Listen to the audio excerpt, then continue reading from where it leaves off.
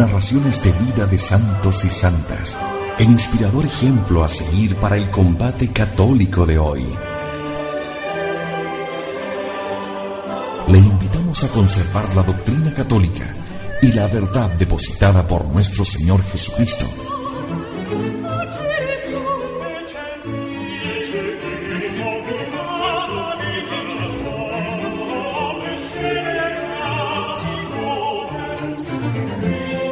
Somos Convicción Radio, auténtico catolicismo, por la gloria de Dios y la salvación de las almas.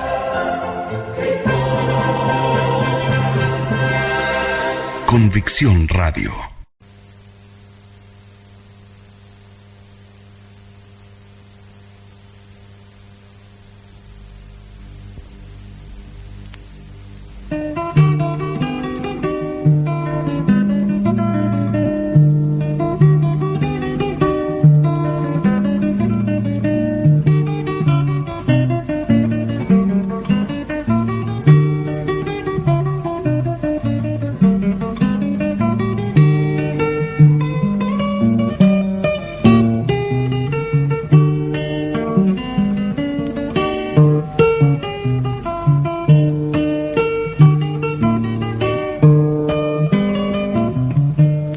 San Agustín es un raudal afluente de cordialidad.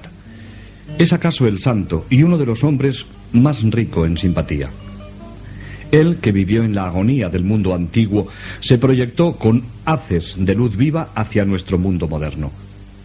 Siempre es admirable, porque siempre es hondo y vibrante. En su niñez, en su adolescencia y juventud, en su madurez y ancianidad, lo mismo que en su magisterio, es siempre veraz y amable.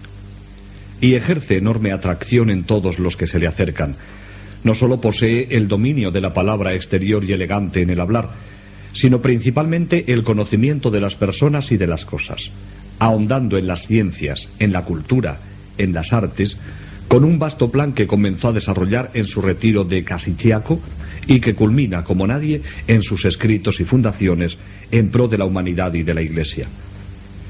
Así, subiendo gradualmente, llegó San Agustín a la región de la abundancia, donde no cesó de beber en los raudales del manantial divino, y desde entonces ofrece a todos, cual río caudaloso, la dulzura y el goce de la verdad encontrada.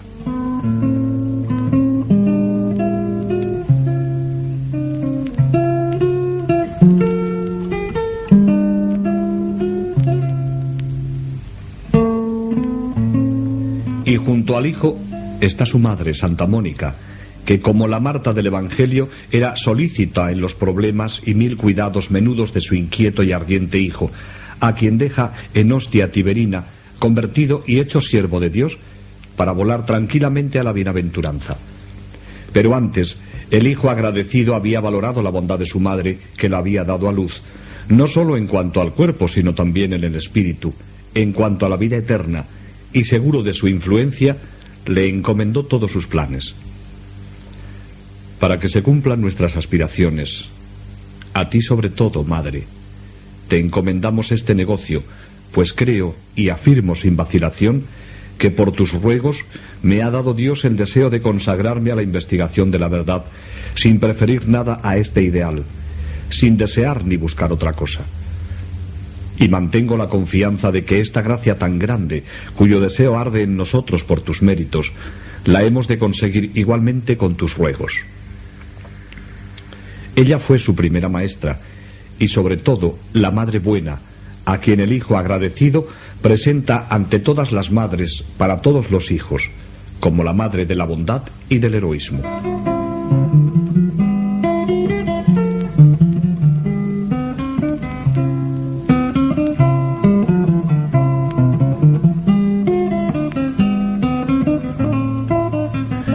En el interior del hombre está el empalme de lo temporal y lo eterno, el tesoro de la verdad, de la luz, de la belleza y el camino de la dicha. Buscar la verdad, amar el bien, contemplar la belleza, viviendo para Dios, fue el ideal de San Agustín, y lo propuso a sus compañeros y amigos que lo irradiaban por todas partes. Entre estos está Alipio, el dulce y cándido amigo de San Agustín, que nos exhorta para conocer al Maestro, porque tenemos un guía para conducirnos a los secretos de la verdad bajo la inspiración de Dios mismo.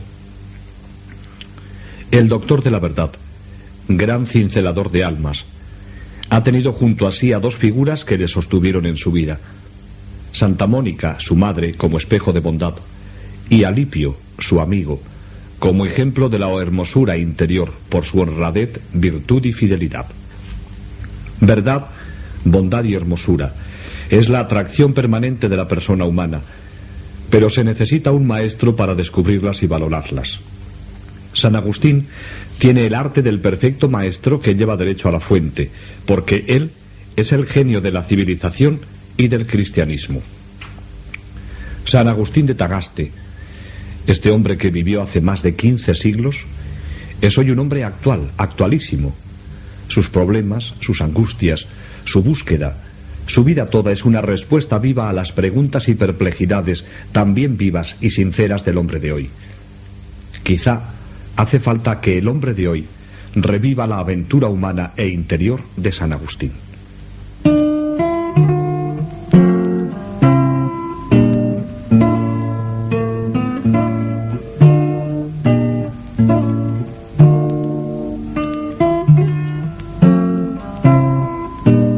El 13 de noviembre del año 354 nació Aurelio Agustín de Mónica, esposa de Patricio. Reinaba en aquel tiempo Constancio II, señor único del imperio desde el año anterior, y precisamente al nacer Agustín hacía ajusticiar en Pola nada menos que a un César, a Galo, primo suyo y sobrino de Constantino el Grande. En Roma, el timón de la nave de Pedro lo llevaba el 35º de sus sucesores, San Liberio, que edificó Santa María la Mayor, y a quien el año siguiente, el 355, el emperador desterraría a Tracia por el glorioso delito de no haber querido condenar a San Atanasio. Así, mientras un César era muerto en Istria, nacía un santo en Tagaste, insignificante ciudad de Numidia, cerca de Madaura. Su madre era cristiana y de familia cristiana. El padre era pagano y muy tarde, probablemente por las plegarias de su esposa, se hizo catecúmeno y únicamente en el lecho de muerte recibió el bautismo. El niño Agustín, según costumbre de aquellos tiempos, tampoco fue bautizado, como si las aguas purificadoras debiesen ser un premio a su victoria famosa en la plenitud de su edad, a los 33 años. Pero su madre hizo que al nacer se le señalase con el símbolo de la cruz y con la sal. Agustín fue desde el primer día alistado por el amor materno en las legiones de Cristo, mas no ocupará su puesto en el combate hasta el fin de su juventud.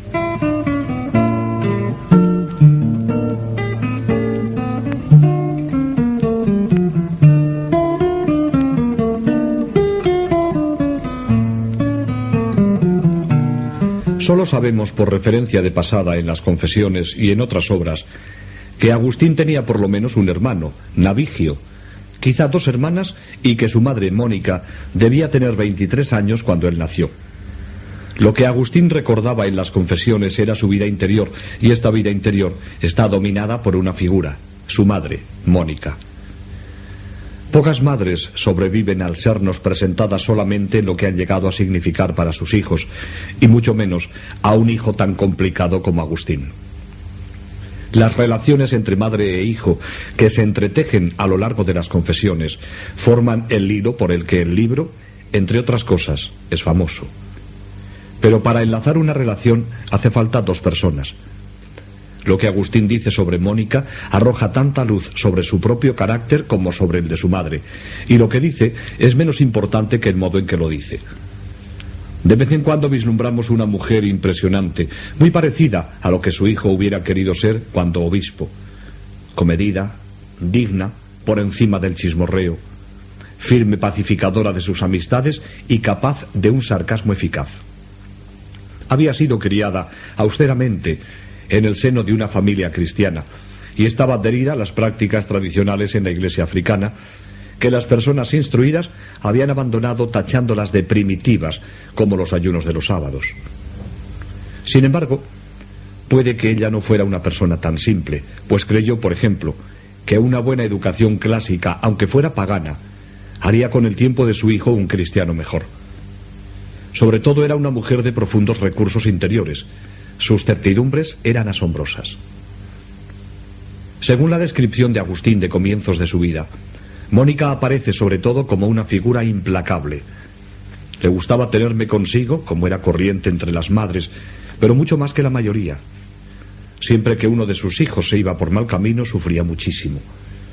Esta madre absorbente, profundamente herida por las rebeliones de su hijo, es la Mónica que vemos normalmente por los ojos de Agustín.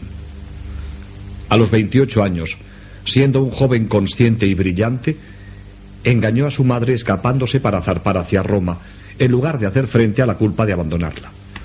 Él mismo escribió: «No tengo palabras para expresar el amor tiernísimo que me tenía, y cuanto mayor y más angustioso era el cuidado que tenía de procurar para mi alma el ser y la vida de la gracia que el que tuvo para darme a la luz del mundo.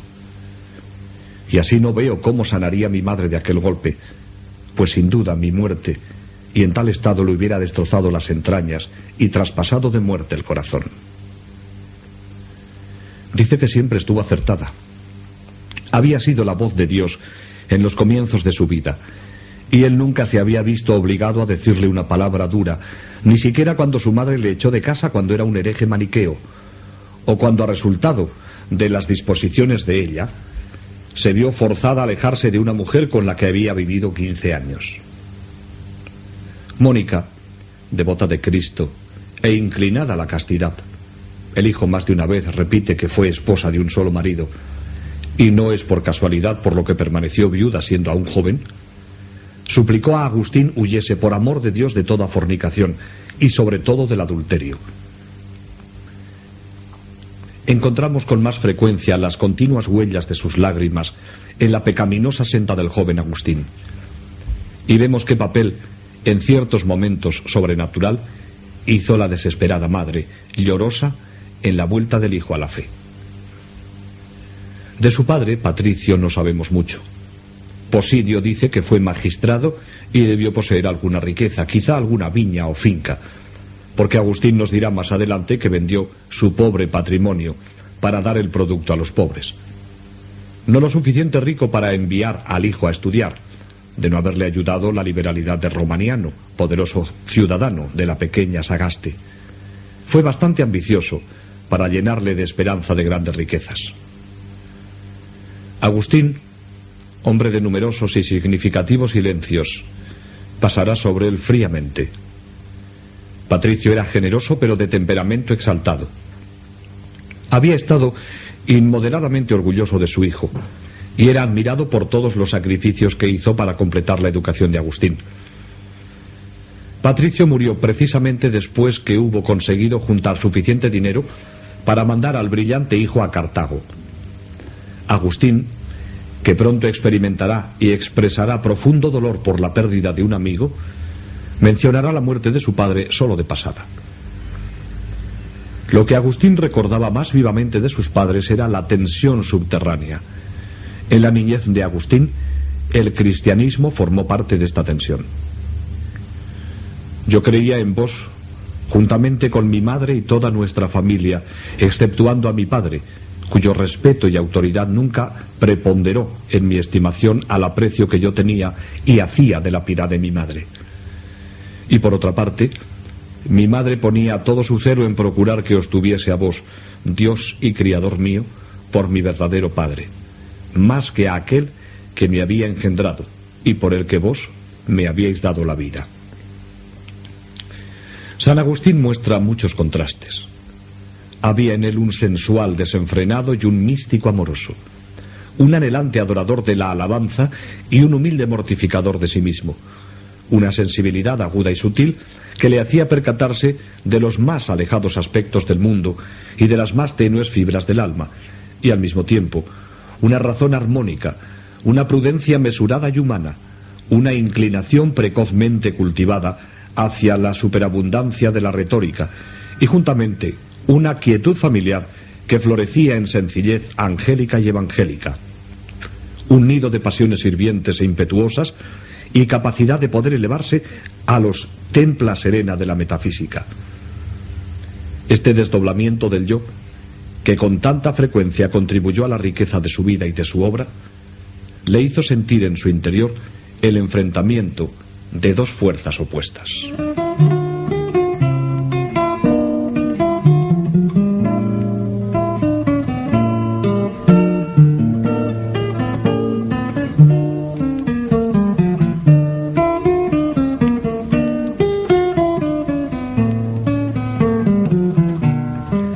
Agustín, al dar comienzo a la historia de su alma en las Confesiones, no se contenta, como otros biógrafos, con disponer de las primeras reminiscencias de su niñez.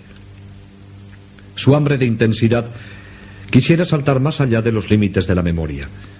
Posee tan vivo el sentido del infinito valor de todo espíritu inmortal que quisiera conocer el del que habita en su carne.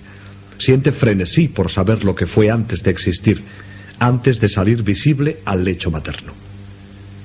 Aunque tierra y ceniza, necesita saber de dónde vino a esta vida que muere o a esta muerte que vive.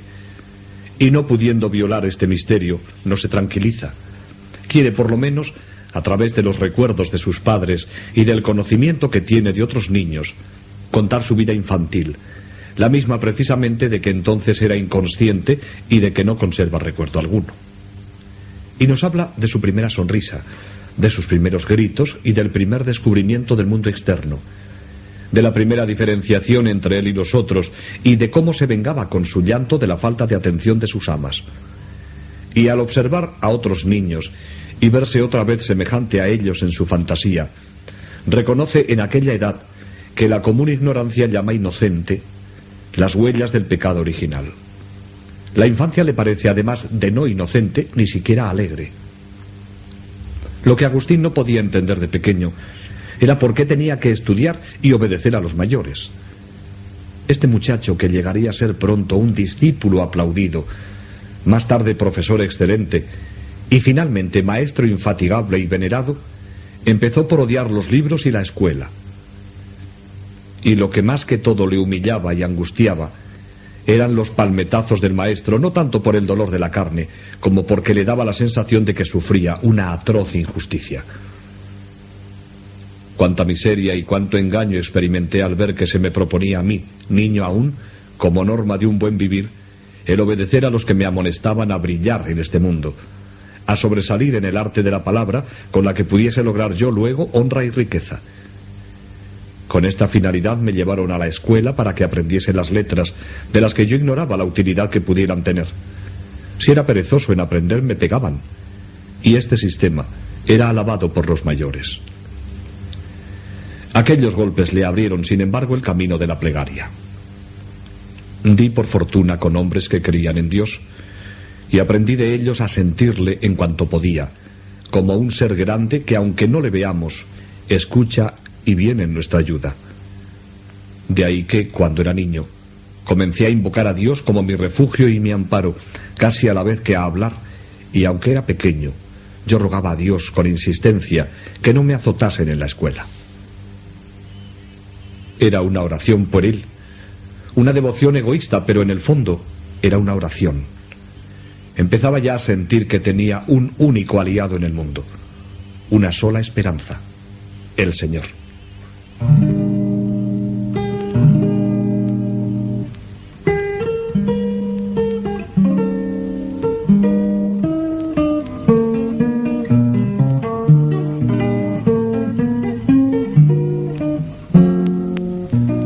Todos aquellos estudios le asqueaban: leer, escribir, contar, pero sobre todo, cuando ya fue mayorcito, el griego y la aritmética.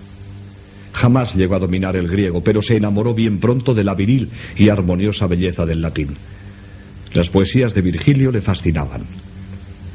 Mucho más que el estudio, le atraían los juegos de toda clase. Le gustaban sobremanera las representaciones y las comedias. Para satisfacer estas pasiones infantiles, pero potentísimas en él, cayó bien pronto en dos grandes pecados: la mentira y el hurto. Así nos cuenta él su vida de esta época. Niño y todo, me parece que yo era entre todos el más deformado, Engañaba con infinidad de mentiras a mis preceptores y maestros, y a mis padres también, por el deseo de jugar y de asistir a esos bobos espectáculos para luego imitarlos con mi apasionada frivolidad. A veces también hurtaba cosas de la despensa de mi casa y de la mesa, en ocasiones por glotonería y otras para dar a otros niños lo que hurtaba y que así jugasen conmigo, aun cuando ellos se divertían tanto como yo sin necesidad de que les diera nada. Y hasta después de salir de la niñez, a los 16 años, le duró aquel gusto de robar, no precisamente para disfrutar de sus robos, sino para dárselas de valiente y agradar a sus camaradas de holgazanería.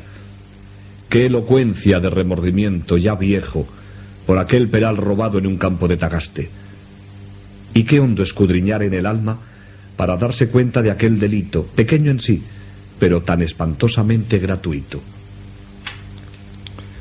Una vez quise robar y robé.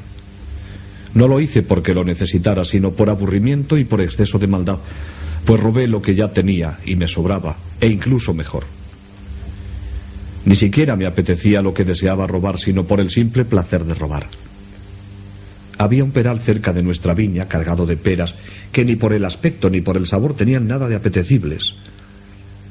A una hora intempestiva de la noche, pues hasta entonces habíamos estado jugando en las eras como solíamos, nos encaminamos a él unos cuantos amigos para sacudirlo y esquilmarlo.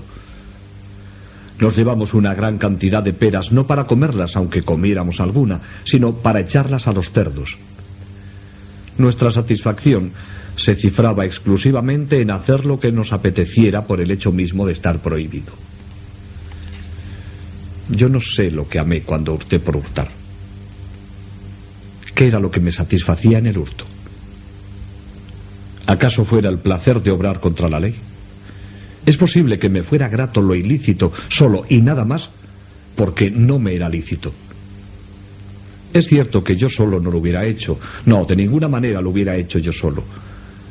Por tanto, debió de moverme también la camaradería con otros culpables que me acompañaron a cometer ese hurto inútil, que siendo como era nada, solo placer de delinquir, me dejó más miserable y pobre de lo que yo ya era. Qué ganas de hacer el mal solo por pasatiempo y por jugar. De verdad que es difícil muchas veces explicar el porqué de nuestras acciones.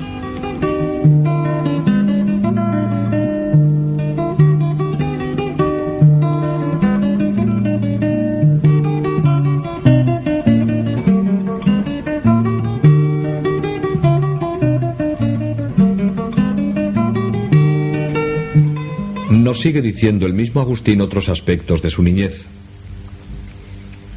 Aun con todo, siendo niño, me encantaba encontrar la verdad en mis pequeños pensamientos sobre las cosas.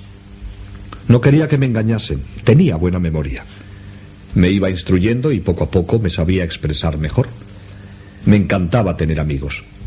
Huía del dolor, de lo grosero y vasto. Todas estas cosas son valiosas, me doy cuenta. Todo mi ser manifestaba una integridad y unidad admirables. Todo eso era yo. Todas mis facultades y dotes buenas eran yo.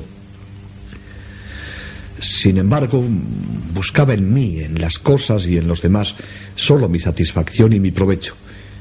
Y caía luego en el error, en la confusión y en el dolor, porque no buscaba a quien me hizo y me dio todas las cosas. Por entonces no había perdido Agustín todavía la fe en Jesús. Una vez, una opresión del pecho le dio tan alta fiebre que hizo temer la inminencia de la muerte. Pidió rápidamente el bautismo, aunque como mejoró, difirieron su administración. Así nos lo narra el mismo San Agustín. Cierto día, siendo aún niño, sufrí de repente un fuerte dolor de estómago, me abrasaba de fiebre. Estuve a punto de morir. Entonces, en aquel trance de muerte, pedí a mi madre con fervor y con fe el bautismo de Cristo. Mi madre se asustó y a la vez se alegró porque me quería en la fe de Dios para la vida eterna y ya había cuidado presurosa de que me instruyesen y de que me confesase de mis pecados. Pero empecé a mejorar. En vista de que recobraba mi salud, el bautismo se difirió, juzgando que si vivía sería imposible que no volviese a pecar, y porque mis pecados después del bautismo serían mucho mayores y más graves. Esta era la costumbre equivocada que se vivía entonces. Por aquella época, todos en mi casa teníamos fe. Yo creía, y mi madre, y toda la casa, excepto mi padre, aunque él no pudo vencer en mí el ascendiente que me inspiraba mi madre, no pudo conseguir que dejara de creer en Cristo como él. Mi madre se preocupaba de que yo conservara la fe y me fortaleciera en ella, y a pesar de estar en esto en contra de mi padre, en lo demás le servía y le obedecía, aunque ella era mejor en todo que él. Pero lo que no entiendo es cómo y por qué razón se difirió mi bautismo. Si pensaba que me hacían un bien al dejarme actuar en todo según mi capricho, solo porque todavía no me había bautizado, se equivocaban. Oía decir: dejadle que haga lo que quiera, todavía no está bautizado. Sin embargo, yo nunca he oído decir, refiriéndose al cuerpo: dejadle que enferme todo lo que quiera, que todavía está sano. Hubiera sido mejor que me bautizaran, y así mi esfuerzo y el de los míos hubiera hecho que mi alma sanara y no enfermara. Así, en el dintel de la adolescencia, encontramos en Agustín un colegial indócil, un jugador desleal, un comediante entusiasmado, un mentiroso y un ladronzuelo. Y lo peor, no había llegado todavía.